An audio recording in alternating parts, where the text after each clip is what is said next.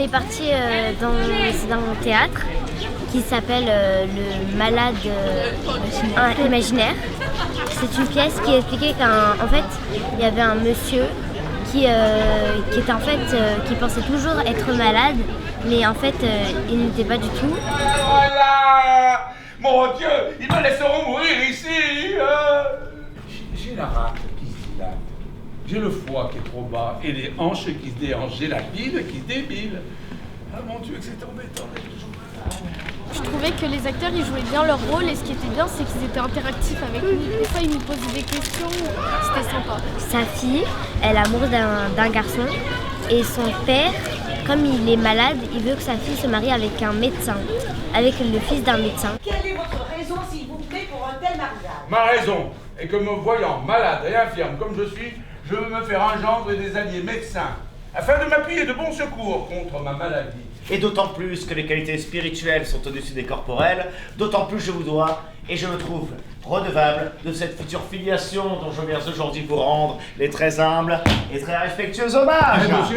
Après on retrouve plein de rebondissements dans la pièce. Bon, mon œil! J'ai été que de vous. Monsieur, je n'ai pas pressé! Mais ne voyez-vous pas qu'il incommode l'autre et lui dérobe sa nourriture? Mes poings, monsieur, mes poings! Croyez-moi, faites-vous ne creux non plus. Oh. Vous en verrez plus clair de l'œil gauche. Elle ne veut pas se marier de force, elle veut se marier par l'amour parce qu'elle est déjà amoureuse d'un garçon. Je vous avoue que j'y cherche quelques précautions. Il y en a d'aucunes qui prennent des maris seulement pour se tirer de la contrainte de leurs parents et se mettre en état de faire tout ce qu'elles voudront.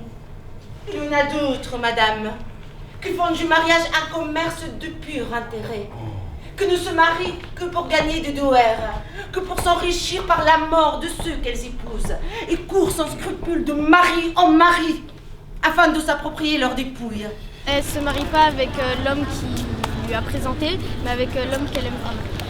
Cette année, c'est la première fois que je regarde une scène de théâtre. C'était bien. C'était plutôt intéressant, et parce que c'est censé être une pièce comique, et on va amuser la galerie.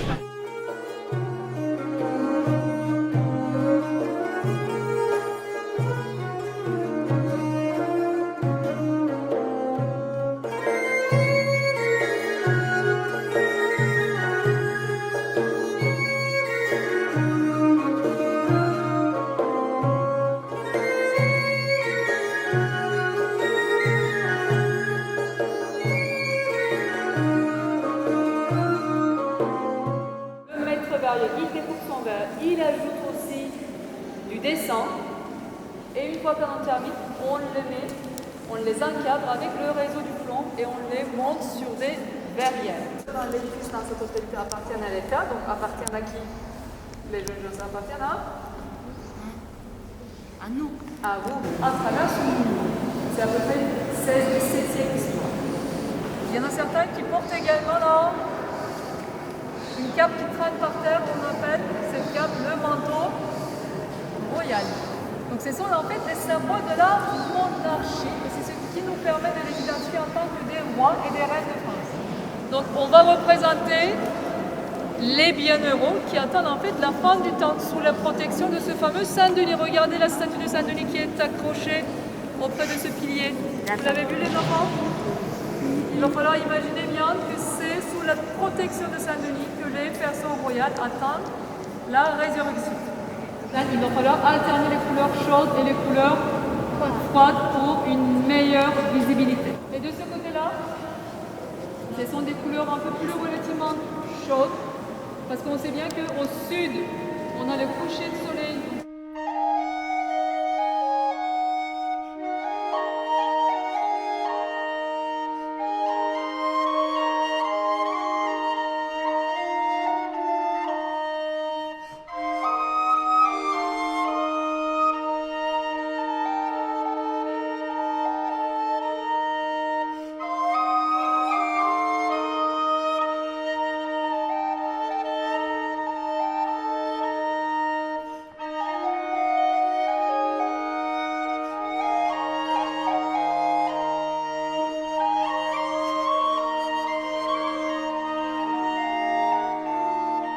Comment ça se tombe si on enlève uniquement une seule pierre, qui est la clé de voûte, celle qui est au milieu?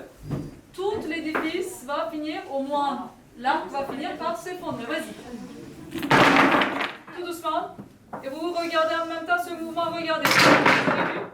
Le pilier s'écarte beaucoup vers l'extérieur.